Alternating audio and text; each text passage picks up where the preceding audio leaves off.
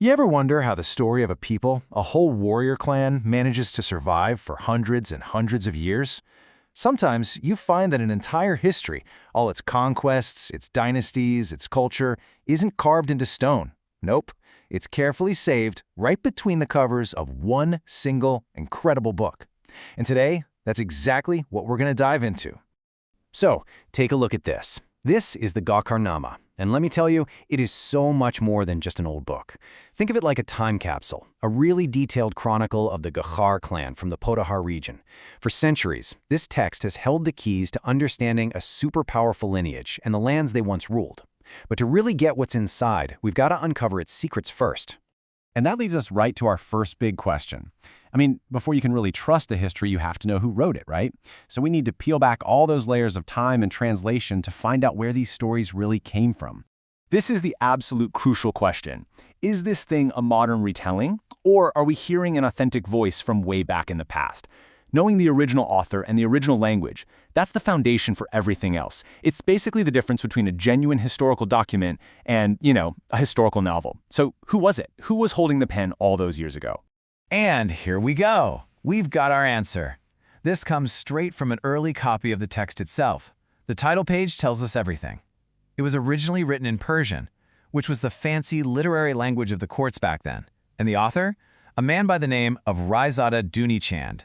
So this isn't some myth passed down through generations. It's a documented history written by a specific person, which gives it this incredible weight and authenticity. Okay, so now that we know where the story comes from, let's actually open it up. It's time to get to the treasure inside these pages and see what Dunichand's chronicle really tells us about the Gakhar clan.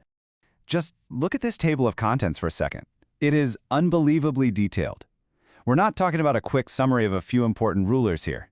No, this is a huge, sprawling family record, meticulously mapping out every family line, all the key events, and the important figures across the centuries. The sheer scope of it is just staggering.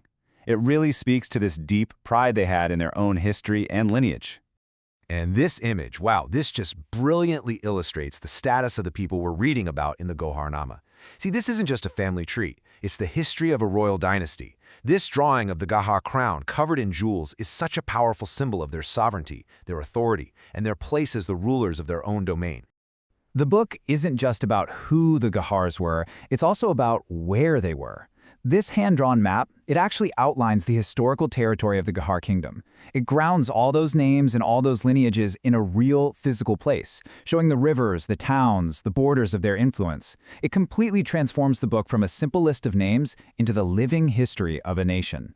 And it's not just a dry collection of facts either. The text is filled with these beautiful poetic couplets, written in this very high literary style. This wasn't just a record, it was meant to be a work of art. The language was designed to be beautiful, to preserve not just the events, but the actual culture and the spirit of the Gakhar people. So what we have is a book written in Persian centuries ago by Dunichand, and it's filled with genealogies and maps and poetry. But why does a chronicle like this still hold so much power and importance for us today? Well, here's the crucial point. Books like the Gakhar are just irreplaceable. They're like guardians of cultural heritage. They give us a rare, unfiltered account from the time period they're describing, and that forges a direct link between people living today and their ancestors. By offering these priceless insights, they don't just tell us about one family, they show us the rise and fall of entire dynasties, reminding us of the huge sweep of history in the region. The Gakhar is like a window into a lost world, one that was open for us just because it was so carefully preserved. And it kind of leaves you with one last thought, doesn't it?